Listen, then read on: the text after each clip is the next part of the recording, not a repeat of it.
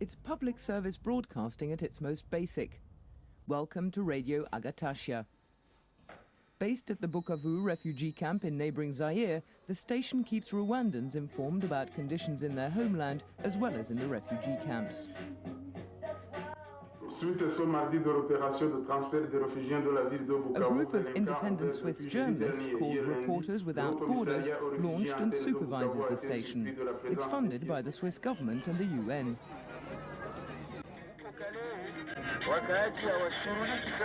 The broadcasts at the moment are telling refugees that there's enough food for them to stay in southwestern Rwanda when French troops leave, and warning them that Zaire's border refugee camps are full.